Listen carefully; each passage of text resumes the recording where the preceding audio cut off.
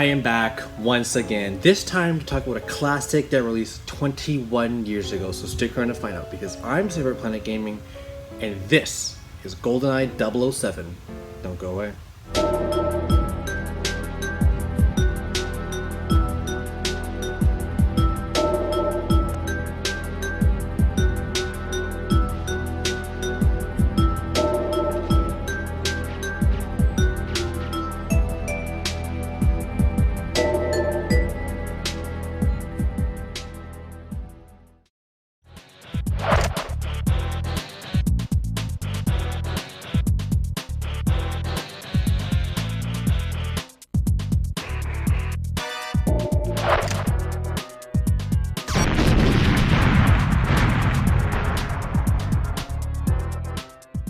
Now, I haven't actually done a full-on serious playthrough of GoldenEye 007 from start to finish since I was in grade 7 in elementary school. I mean, it's been almost a full decade. Of course, now and then I'd load up the game and do maybe a couple cheat levels or something, but nothing really serious. Now, this game is very nostalgic for me, but out of my 3 categories for gameplay and presentation, I try to strip away all the biasness I have for the game. And, I try to give my reviews on the mechanics and everything, but I believe that no matter how bad or how good a game is, your opinion has a part in how you score a game, which is why I have the last category, overall impact. So don't get me wrong, I like this game so much that I completed the hardest difficulty on literally every level, but I'm about to crap all over this game for gameplay, because one thing I like to do about older games, and one of the things I think they're gonna have best qualities in, if it released today, right now on April, what is it? I don't even know what the date is today, but if it released today, right now, would it be well received by the gaming community?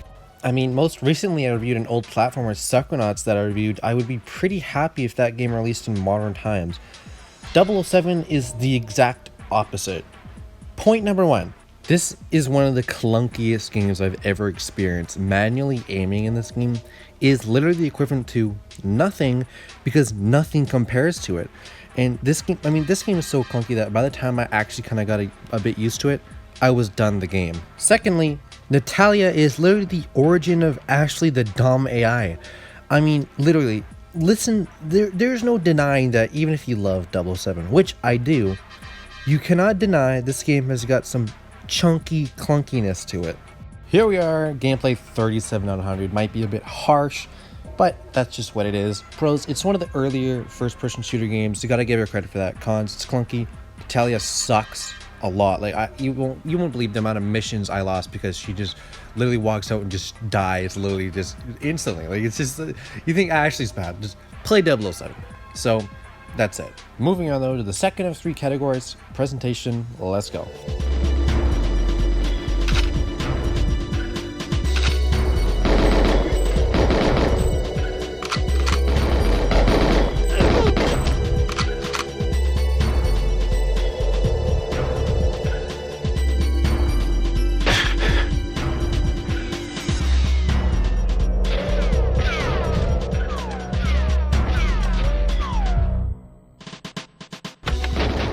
There are 3 games that I consider the masters of soundtracks. All 3 come from the Nintendo 64. Army Men Starters Heroes, Hexen, and GoldenEye 007. All of them have 30 plus soundtracks. Every single one of them is fire. I've never seen that in any other games I've seen. I've played GameCube games, I've played PS3, PS4. Nothing has ever had 30 plus soundtracks where everyone is unique. You can listen to different ones, know which level they were for. I mean, it's amazing, and it's all for Nintendo 64. Yes, that's true. Something good I have to say about this game, but for real though, every single level has its own unique soundtrack to that level, and you could even hear it in the background as I'm talking through this whole review. But I mean, the plethora of great, unique music in this game is something that has been replicated in like ever. Like I said, the 3 main soundtrack games that are just completely insane for soundtracks are all from Nintendo 64. I don't know what it is, but it's crazy. Now you might be thinking under presentation, I might rip this game for graphics, considering it might have come out today. But I never judge a game on graphics. My best game I've ever played for presentation-wise is Hexen for the Nintendo 64, partly because of how awesome it looks. Yes, look at this. It looks pixelated as crap, but yet it's my favorite presentation game. So I've never really understood why some gamers are so gung-ho on graphics.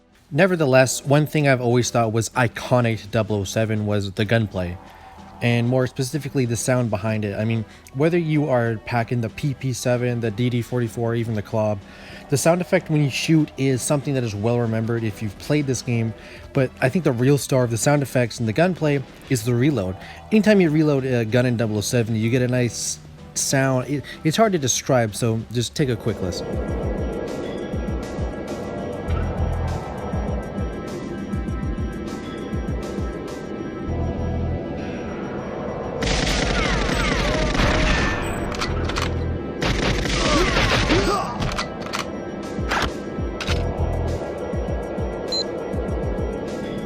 Thing I'd like to touch on under the umbrella of presentation is the enemy's death animations. I mean, often when I was younger, I would, like, literally, when I was younger playing this game, it was one of my first games I ever played.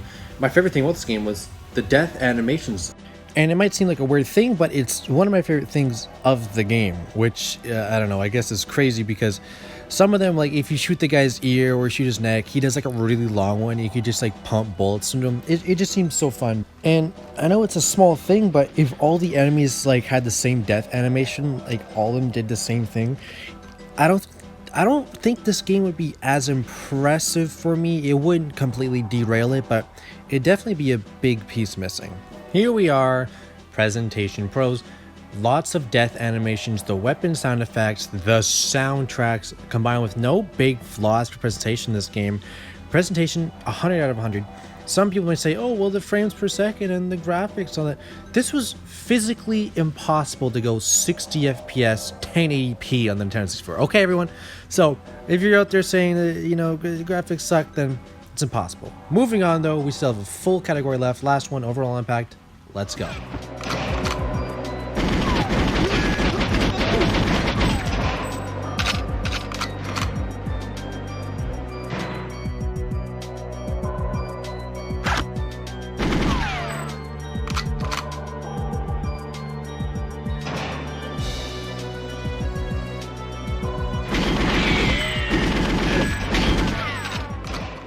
Okay, being 21 and having GoldenEye 007 as one of the first games I've ever played, obviously the nostalgic factor is involved in overall impact, but I'm not going to go into that too much because it's a given, so I'm not going to waste time on that. And instead talk about a couple things that stuck out to me in my most recent playthrough. Well, when I was younger, the best levels, I always thought the best levels were quote-unquote the bathroom and the boat levels, right? But that wasn't the case for 21-year-old me because going in, I liked all the levels, but the two levels that really stuck out to me, that I mean, like the caverns and jungle level, I mean, those two levels were the star of the whole game for me coming back to play. I mean, caverns partly because I think caverns has the best soundtrack in the entire game, but I mean, I love all the levels in 007, but Caverns Jungle definitely stood out to me 100%. Probably just two last things I'd like to mention under overall impact here is one is a lot of games have difficulties: easy, medium, hard. Some even have like even better hard. 007 has an insane hard mode, something that if you would want to do it, you'd have to really go into the game hard. I mean, 007 and RTS were two of the only games I've ever 100%ed. I never 100% games. I'm just not that type of gamer. But 007 is one of the two I've ever done, so that says something about the game's quality.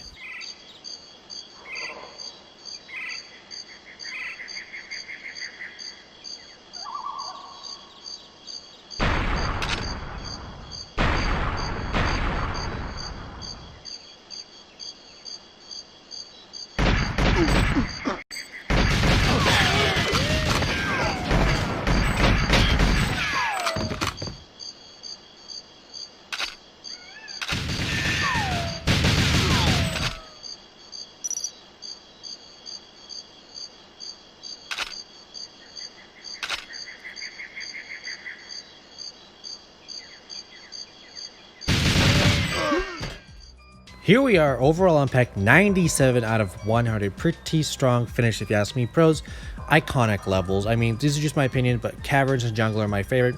Obviously, everyone who's played this game will have different ones.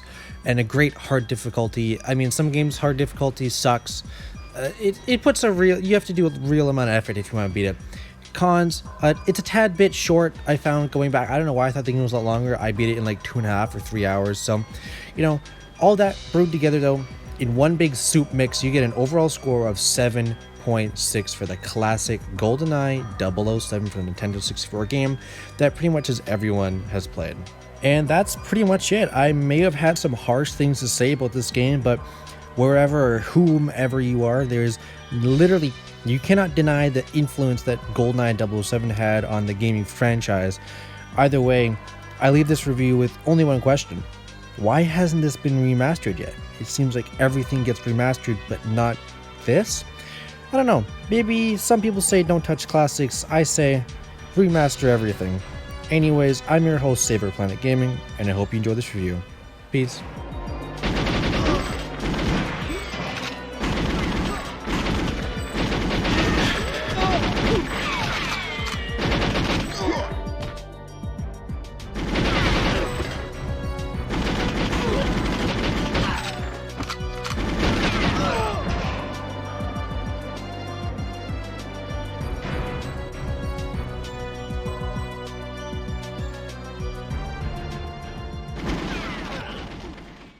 Thanks for sticking around till the end. Make sure to like, comment, subscribe, do all that stuff if you want. Also, Patreon links in the description if you want to support the channel. 50% of the proceeds go directly to charities for the environment. Really good cause. Support my channel. I'll appreciate it. Anyways, hope you enjoy the video. Peace.